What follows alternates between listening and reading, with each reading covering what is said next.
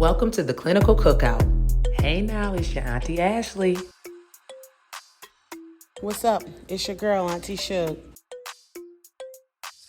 Hey, it's your girl, Auntie Quiche. Hey y'all, it's Auntie Amber. This podcast is for educational purposes only. We are qualified clinicians who will cover various topics on mental health and will sometimes provide community resources. We are not being paid by any organization for our content, and any information we provide is general and pertains to our own personal experiences. We do not, I repeat, we do not provide psychotherapy, diagnoses, or treatment recommendations on air. Any concerns related to your individual mental health should be directed to your medical and mental health professionals. We are not responsible for others' decisions or the subsequent consequences. Welcome back to the Clinical Cookout. Today we wanted to have our hot sauce kind of touch on things or touch on a topic that has been pretty much going on for the past couple of days, or at least has been going on for a while. And that topic is body positivity. So I want to introduce to the other aunties some things that I've seen over the internet about talking about people's body and people wanting to be themselves, but then the moment they come out and be themselves, not everybody has an issue with it. They talk about, their body weight, talk about skin color, talk about just different things.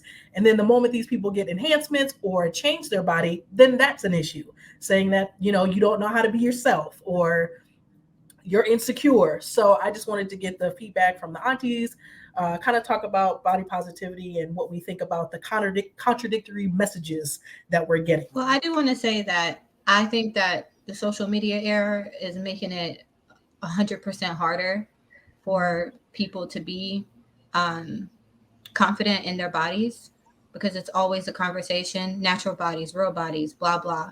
And as far as natural bodies and, people are built differently. Like we're all built differently.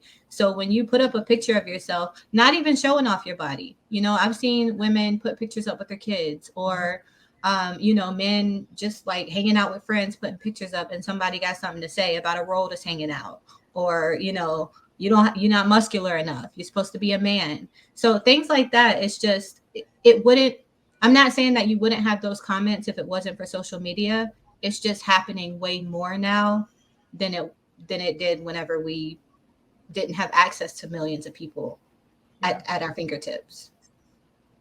Yeah.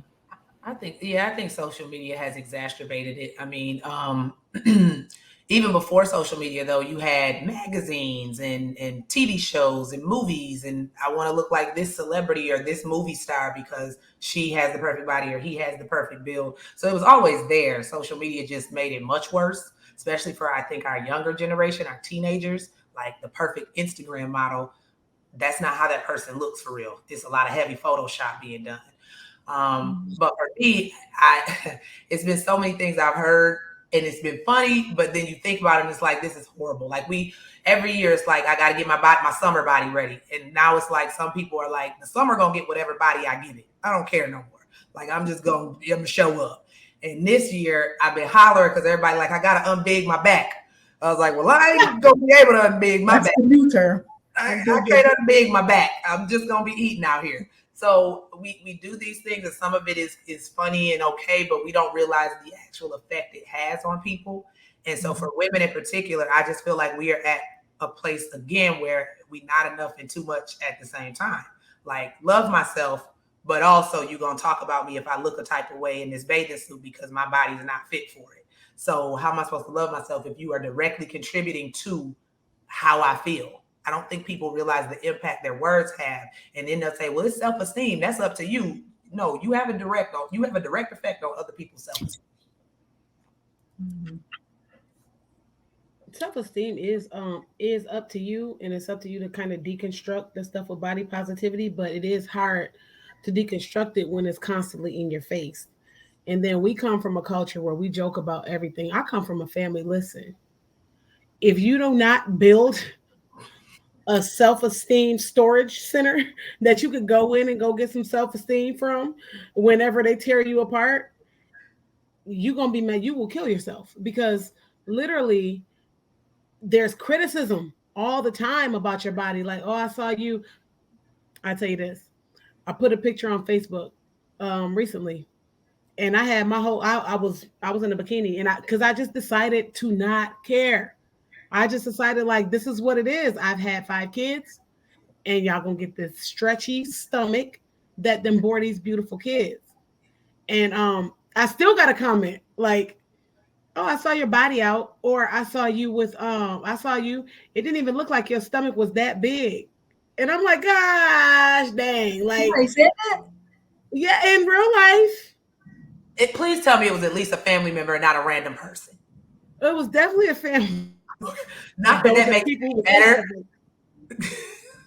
No, but that's what it is. I said you have to have a self-esteem storage shelter for Oh yeah. whenever they see you, and then you put it out there, and then they put it like they be like, "Oh, your stomach wasn't even that big," and it's like, so now you're letting me know that you think my stomach is big, but that when you see me on the beach, that it wasn't that big, and that you notice it. And I was just like, you know what? Oh well, show me a perfect body. And I can't, and you can't. Somebody always thinks that something is too big, your breast too big. I hated my breast for years because I was like, this is the first thing people see. Your butt too big, your back too big. I got biscuits and they was all showing off, but it's not easy to be like that. That takes some courage. Mhm. Yeah, yeah. I would And say I know this may sound stupid, but I've always been like very conscious about my lips. Like I wouldn't wear bright red lipstick because I was too scared that I would look like somebody's burnt hot dog with red. with ketchup. That's what I was saying. Like I was like, I look a fucking mess with this red lipstick on these big ass lips. This looks terrible. And but the more and more I see like the girlies on TikTok, there are dark skinned girls who wear red bright lipstick, like my fingernails, and they look the fuck good. And they got big ass lips. And I'm like, dang, I wish I was just confident enough and that it looked like that on me. But you're right, things look different on different people. And instead of me going to them, projecting my insecurity onto them, I compliment them and move on. And then I'm like, okay, one day I hope I get up enough courage to so I can wear that and to feel confident in my skin. But I tell you what, right now, like I used to be very self-conscious of that and not wear lipstick at all. And you know, the fupa phase is not. I said the other day, I just had to throw up. There's a pile of clothes behind me because I can't fit them anymore, and it really fucks with me that I can't fit them anymore. But I was like, you know what? I'm 37. I'm not 17 anymore, where I had that Mm-mm. track body where I could just go out and wear what the hell I wanted to wear. And now I'm like, ooh, I got to put on a girdle, child, because this ain't gonna work. But then Yeah. I'm telling myself, like, you're not 17 anymore. You cannot get out there and yes, you can still be healthy. Yes, you can do take the steps that you need to, but don't put the pressure on yourself to be 17. I'm not gonna be 125. I'm just not gonna do it unless I literally dedicate my life to only working out for for 2 years straight. Yeah. But I know that that's not reasonable, and I think unrealistic expectations is something that I find to be common in these conversations. It's unrealistic. Unrealistic. Yeah. You cannot ask somebody to be 400 pounds to be 100 pounds within a month. That's not realistic. On top of that, people can't lose the weight like how you want them to lose weight. There are people who Mhm. still work out, eat healthy, and still they have their body shape because of genetics. I was gonna say something about how your body changes after you Mhm. have babies, and I don't think that we always expect the big changes. So after my first one, changed a little bit and didn't have a stretch mark. Second, third, I didn't have stretch marks. You know what I mean? Like, so it was kind of like, oh, we expect you to go back to, we expect you the snapback. That's the new thing, is the snapback, right? So we expect you to have that snapback. And then after a while, when you keep on having them, or if you don't have that snapback, everything is genetic. So whenever you expect your body, like Auntie Keish said, to look like you are 17, or like it did before you started pushing people out to your body, expectations lead to disappointments, and disappointments can lead to anxiety. Yeah, it definitely does. And it also, this whole conversation of bodies and specifically women's bodies, our society conflates health with size, and they just automatically assume that a bigger person must not be healthy when there are plenty of bigger people who eat well, work out, do all the things they can, but their genetics speak to how their body is. And then you get people in that case who can't really do anything more about it, who now experience body dysmorphia and start to do things to their body.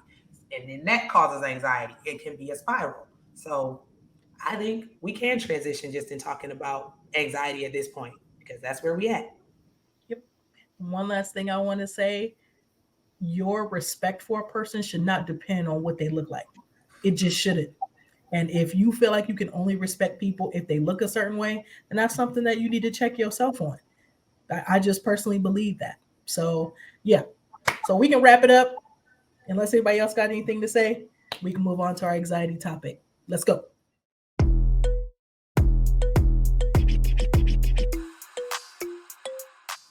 All right, let's get into this topic about anxiety. And as everybody knows, Auntie Shug always says there is always a why. There's always a why. So I wanted to talk about the reasons why people might have anxiety.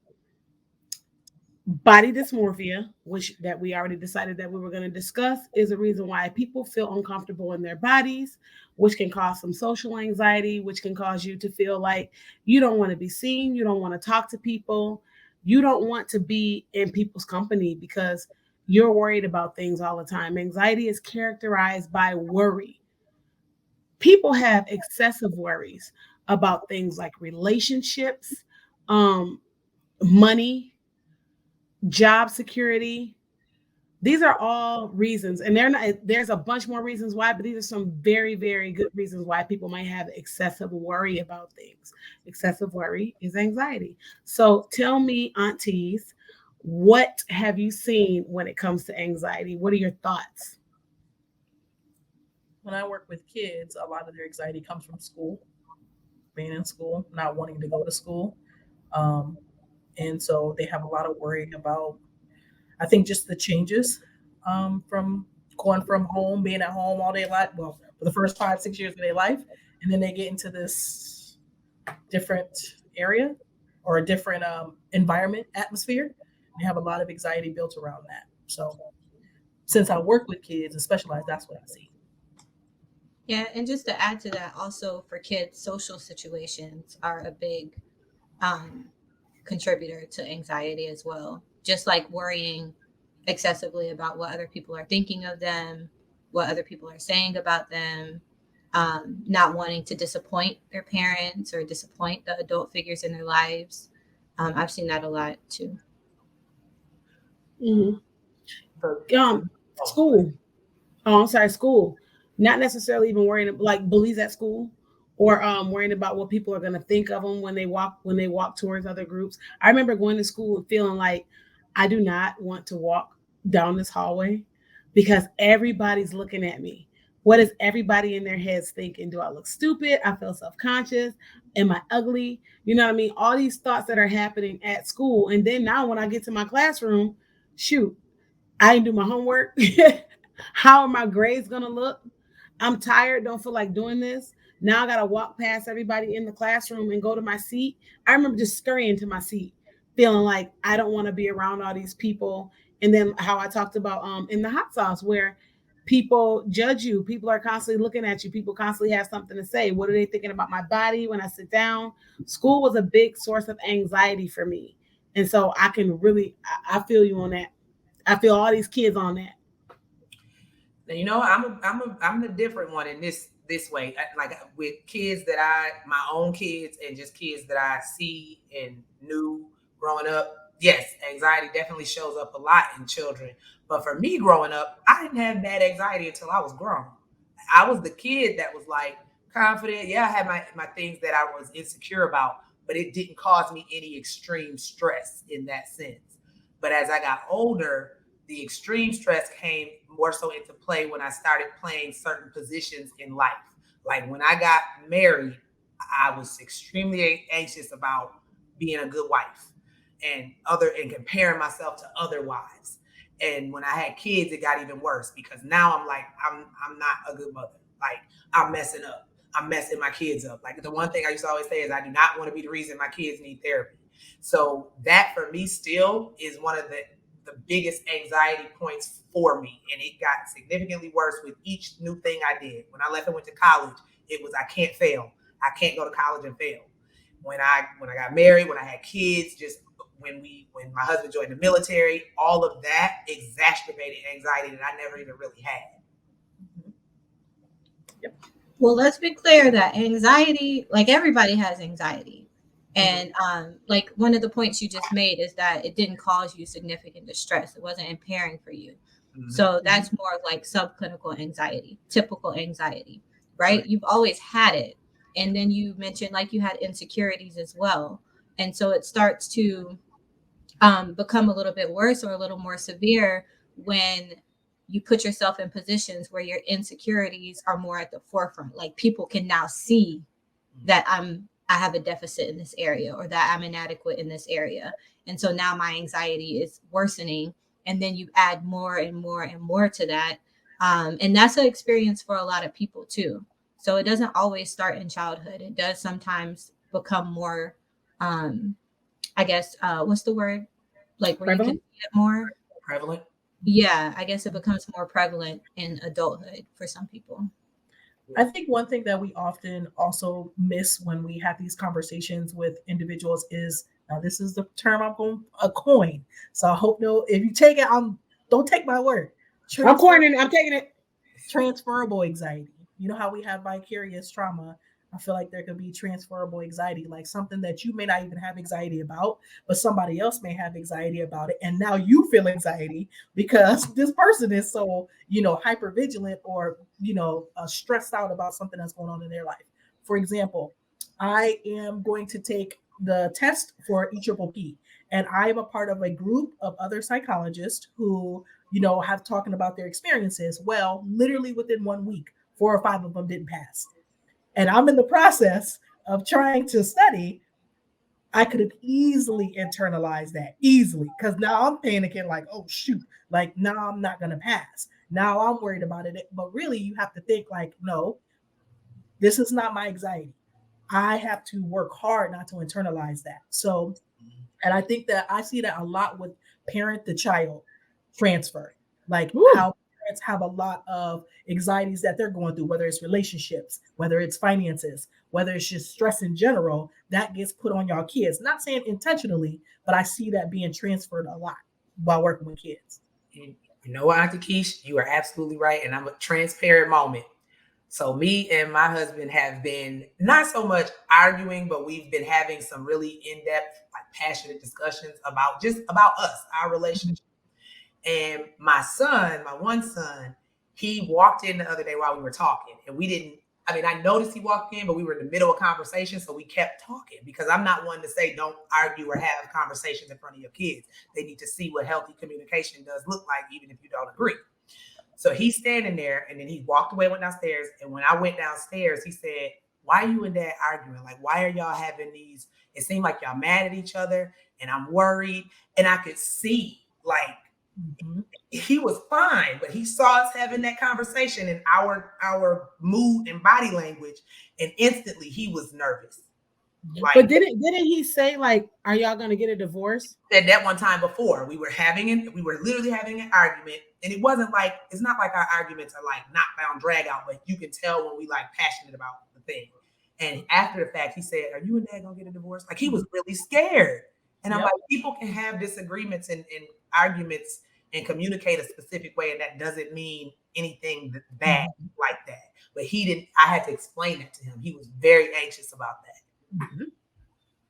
Yeah, and then there are some common themes here too, right? Failure, the fear of failure, the fear of the unknown in the future, and being preoccupied with that. Finances, worrying about that. Like these are some of the major areas that you'll see. And then you have people that have the subclinical anxiety. You have people that have clinical anxiety. And then sometimes it escalates to where it's like your physiological, like your body is responding to the anxiety. And that's what we call panic attacks. And I know Auntie Key said earlier, like something about panicking, right? And we all, sometimes our heart will start beating fast and we start to panic. But like an actual panic attack, some people have experienced it and don't even know what it is. Mm-hmm. Yeah. And you can have social anxiety with a specifier of panic attacks, and then you can have panic disorder. I have both the DSM-5 and the updated DSM, which is pretty much the same definition. So basically, the panic disorder is a panic attack is a sudden, unexpected, intense fear response during which anxiety rapidly escalates within minutes.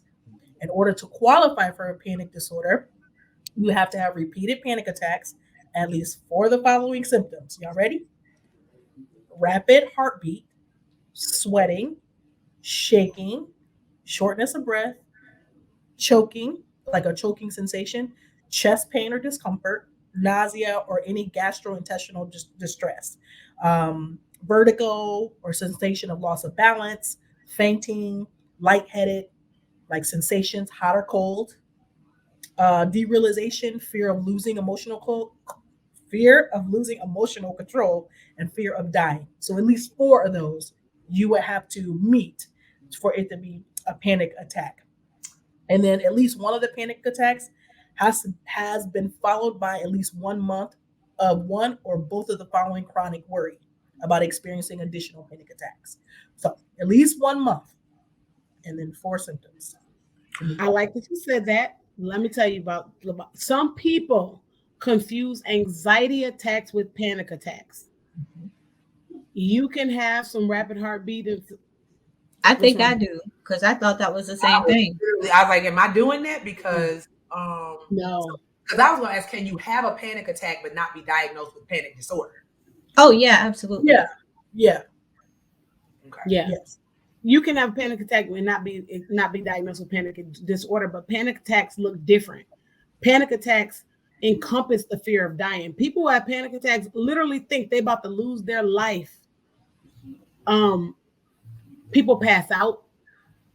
Now, I've had an anxiety attack and I've had a panic attack. With an anxiety attack, you can have the rapid heartbeat, you can have the sweating, you can have, you can have some of the symptoms, and it's just more okay, anxiety.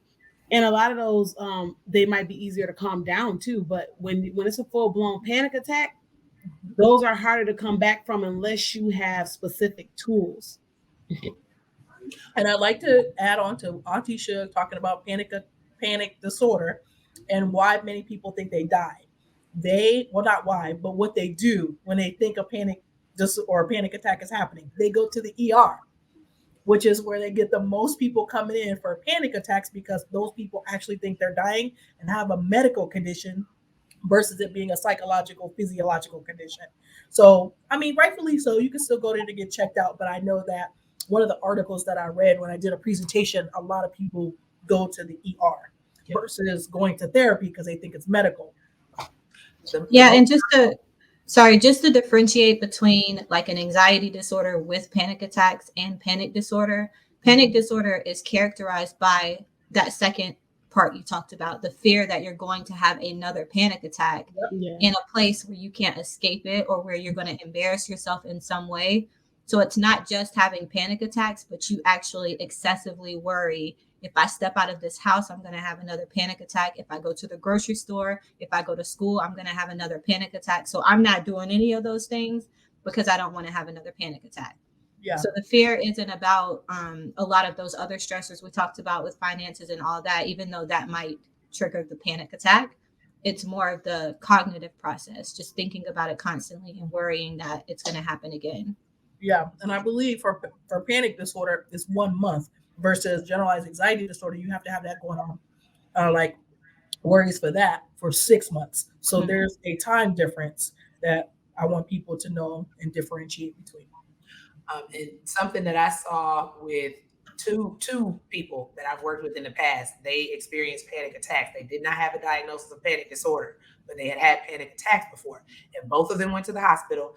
Both of them thought they were having a heart attack. So oftentimes they think they're having a heart attack because that heart rate and all the symptoms that kind of do, some of the symptoms do match and make you feel like that, like your chest is about to combust. But the CDC, interestingly enough, because Auntie Shug made me think about it, because I have always conflated anxiety attacks and panic attacks. I like, this is something new for me. We learn something new every day. So the CDC says that one of the biggest differences between anxiety and panic attacks is how they come on. An anxiety attack usually has a gradual onset, and then other symptoms of anxiety usually precede it. and it's usually caused by a specific situation that can be pinpointed, while panic attacks are spontaneous, which is why people fear them so much, because they come out of nowhere. That's a good differentiation. Yep. And even with like when we talk about anxiety and panic, that's something that, you know, happens a lot. We talk about that a lot. Or even if you conflate a panic attack and just regular anxiety. But there are so many other disorders that fall within that category that people don't talk about a lot. I know people talk a lot about separation anxiety, talk a lot about phobias. Even if you don't actually have a phobia, people say that like, oh, I have a phobia of germs or whatever. But then there's also things like the skin picking disorders. It's called excoriation disorder, where you pick your skin, you have scabs, and you can't stop doing it. It's like an obsessive type of disorder in response to anxiety. And then the other one is trichotillomania. I remember I did a research paper on that in grad school. And I just like the name so much that I can never forget what it is. But this is like pulling your hair and kind of twirling it and just like pulling out chunks of hair in response to anxiety. So some of those things that we do, we don't really realize that it does fall within the category of an anxiety or an obsessive type of disorder. Yep. You do it to relieve yourself. Sometimes if I get extremely anxious, like I'll bite my nails. That's another thing too. Like I'm an excessive nail biter, or I will literally take my nails completely off, or I will get I'll pick at my eyebrows. And I've seen people to where now I won't pick holes in them because I now I got to worry about what people gonna think when I'm walking around with one bushy eyebrow and one ain't. But I've seen people like pick this part of their hair, pick their edges off, and literally have the thinnest eyebrows you've ever want to see because they're trying to relieve that anxiety. That's just it's a stress reliever. It's called stimming. Yeah, I can openly admit I thought I had that trichotillomania. I really thought I had trichotillomania. I thought I had it for a long time, and I don't do it as often, and that could be because of coping skills I've learned or medication, whatever. But my mother used to literally pop my hand because I would twirl and pull my hair to the point of having like hair pulled out spots and everything because I was that, like I would do that. That's how I handled it. Another anxiety disorder that I think gets conflated with other disorders sometimes, because like we were saying, panic attack, anxiety attacks, and how they can be conflated, is social anxiety disorder. So social anxiety disorder, just from what I've experienced with clients of my own, is that they conflate it with autism. Sometimes they'll feel like, am I autistic or am I on the spectrum? Because I'm very awkward in social situations, or I don't know how to be in social situations. So I wanted to just real quick tell people what social anxiety disorder is and why that similarity is there, but what the differences are. So according to the National Institute of Mental Health, the definition that they use, and social anxiety disorder used to formerly be called social phobia, is characterized by persistent fear of one or more social or performance situations in which the person is exposed to unfamiliar people or to possible scrutiny by others. The individual fears that he or she will act in a way or show anxiety symptoms that will be embarrassing and humiliating. The social situation almost always provokes fear or anxiety. The social situations are avoided or endured with intense fear or anxiety. The fear or anxiety is out of proportion to the actual threat posed by the social situation and to the sociocultural context. So that's just a few of the criteria that you would need to meet, but there are like 6 more. Oh, now it's like now kind of I think like related to real life, because I think I did talk about some of that earlier, just to relate it to real life, how I would walk in the room and I would feel like, is everybody looking at me? Oh my God, they're gonna see me. They're gonna know I'm anxious. Do they think I'm ugly? And then now I'm doing certain things to show that I'm anxious. So typically with any diagnosis, and Auntie Amber often makes sure to clarify this too, with any diagnosis, there has to be clinically significant distress or impairment. So even when you were in school and you had those situations where you felt like, oh, are they talking about me or are they looking at me? If you were able to go about your day and like you might have been thinking about it here and there, but you were able to go about your day, finish class, get home, then you probably wouldn't have got seen as having social anxiety, the diagnosis. But if it would have impacted, like if it impacted you going to class and doing your work because you can't stop thinking about it, it's now impacting something significantly, or you're thinking about it. And that's not entirely true. You still can meet the criteria for the disorder. It's just that if it's not impairing you like in externally where you can't get work done and things like that, you're still enduring whatever the situation is with significant distress. So even though you're still going to class, you're still sitting down, listening to the teacher, doing your work, you could be having an anxiety attack. Your heart's beating fast, your hands are sweating, you are listening, but you're not really processing what's happening or what people are saying. That still would meet the criteria. You're still able to function in the classroom, but you have significant distress and maybe you can't move because you don't want people to see what's happening with your body. So I just did just what I had. And it also has to be persistent. That's a criteria that does have to be met. It typically has to last for 6 months or more. So that's something that a lot of people don't realize, because they'll be like, I have a performance to do and I'm super, super anxious. I don't want to do it. I'd rather not do it. I'm nervous. And they'll feel like maybe I have social anxiety, but it's a specifier for it if it's only when you have to perform. So if the you know who had performance anxiety?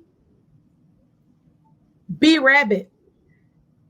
Remember he said Eminem, he said, my palms are sweaty.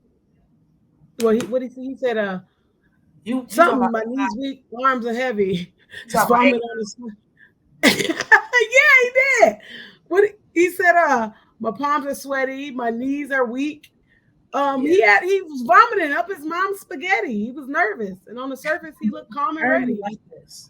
Oh my god! But it's a good example that people because if you have the specifier of performance only, the fear is restricted to speaking or performing in public. So people who fear public speaking, they have social anxiety, but it's performance only. They don't have it in any other setting. Yes, and then I do just want to very quickly do the differentiation between the social anxiety and autism, because autism is not only the social deficits, but between those two, the social difficulties, the etiology is different. So like for autism, it's a cognitive deficit. You do not have the skills or the ability to engage in back and forth conversation, to use nonverbal, use your hands and your facial expressions to talk to people without having learned those skills from somewhere else. But with social anxiety, you have those skills. You've been able to function, talking to people and engaging, but you may lose it. You may lose sight of it or not be able to perform in social interactions because of that fear. So social anxiety is fear-based. You're worried about what other people are thinking of you or looking at you or whatever. Autism is a deficit. It's a cognitive deficit in your ability to engage with people socially. Yes, and to add a tail into that, one of the reasons people get the two confused is because some of the symptoms appear the same. So the actual reason for the symptoms is different, but they appear similar. So according to educational psychologist Rochelle Whitaker, the overlapping symptoms of autism and social anxiety include limited social communication, nervousness, difficulty adapting to changing plans, and lack of eye contact. So people will conflate it because they see those similar symptoms and they don't realize the symptoms stem from totally different things. And if you have autism, you can develop social anxiety disorder. You can meet the criteria for that at some point because and it's not usually, you don't usually see, let me not say that. Never mind. That was the next thing on this research I was looking at, this peer-reviewed article. That was the very next thing, what you was about to say.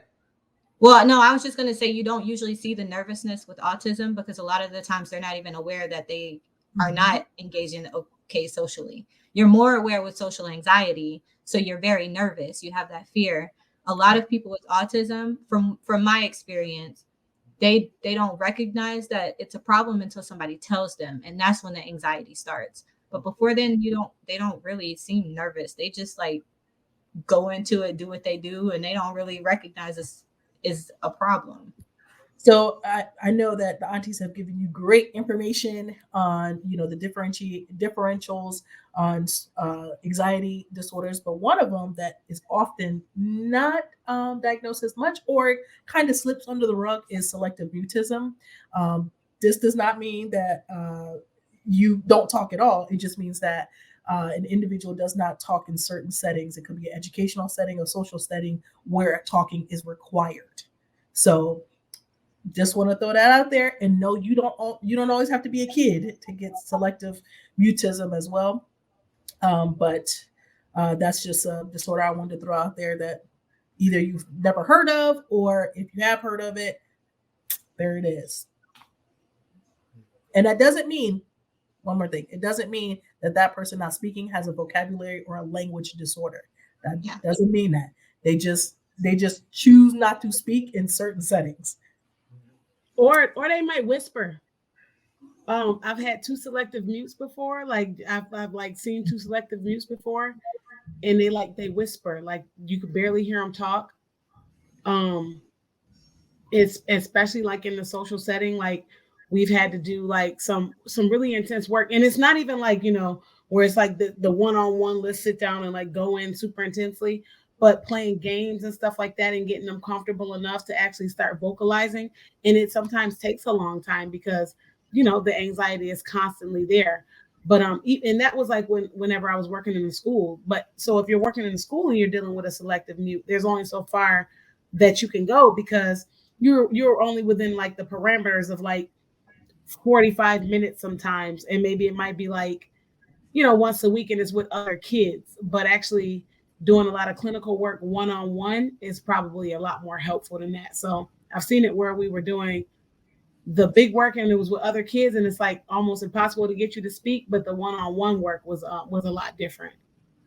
Oh, well, speaking of the work or the type of work that we can do, let's hop into our foil and talk a little bit about the treatments for anxiety. So, God, why did I just get so anxious just now? Okay, Keisha, what's the breathing again? What'd you say? Just breathing in and breathing out, maybe counting to 5. That's one of the ways to regulate the heart, regulate the body. That's the whole point of breathing. Mindfulness breathing. That's what y'all 4, 6. Give yourself a time to stop and think, because a lot of times people will make decisions impulsively because they didn't take 5 seconds to breathe. Oh, it worked. My heart's not beating as fast anymore. Okay, so now that my anxiety has, you know, reduced a little bit, thanks to Auntie Keisha's breathing techniques, I do want to talk a little bit about the different types of treatment for anxiety. I'm not really going to go into detail about each of them. We may share some websites at the end and our resources that you can look into, but you do have several different types of treatment depending on the severity of anxiety. One of the major treatments is cognitive behavioral therapy, and that's looking into how your thoughts, because your anxiety is a lot with intrusive thoughts and cognitive processing, but how your thoughts impact how you feel and also how you behave. So when we were talking about, you know, the skin picking, the hair pulling, the panic attacks, and like trying to do things to control your anxiety, and if it's not helping, that's what cognitive behavioral therapy is for. You also have things like exposure and response prevention, where you're being exposed to whatever the feared object or situation is, and then your therapist is teaching you skills to prevent you from responding in the ways that you want to. So this could be like, if you're scared of spiders and when you see spiders you pick your skin, then maybe your therapist will expose you to spiders, whether it's via a picture or video, and keep you from being able to pick your skin to prevent that response. And then other things also include TMS, which is transcranial magnetic stimulation. And then you also have some biofeedback techniques that are also used in, I think sometimes in medical settings, but also in private practice settings. So we're going to include some resources at the end of this so you can look into those different treatments.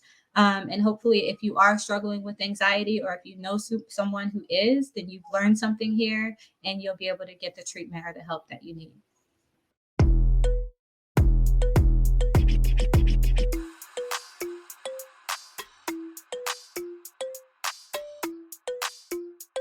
Soundstripe.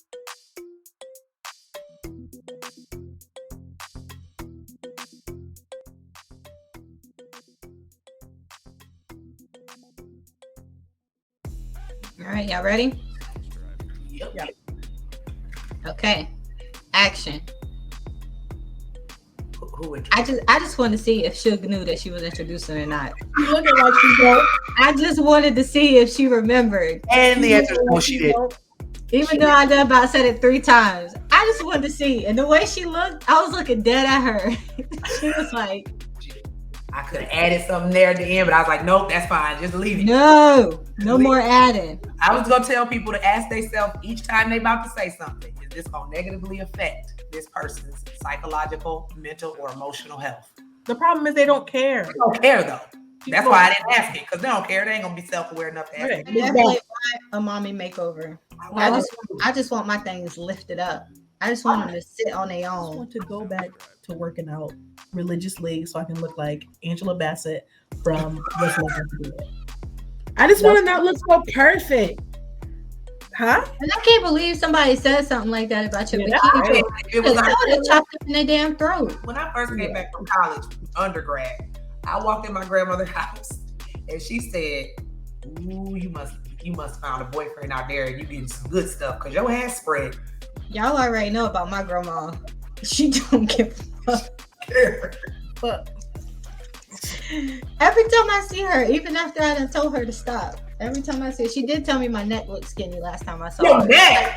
So I ain't fat no more. Now my neck's skinny. Like, okay, good. I guess I'm losing some weight. Wait, you just reminded me of when we was doing our photo shoot and Kim said my neck. What did she say when we was doing our photo shoot? Her neck looked thick. My That's neck right. was thick. She feeling thick in the neck. it was getting real heavy up here. I was like, this is heavy. This is thick. All up to here.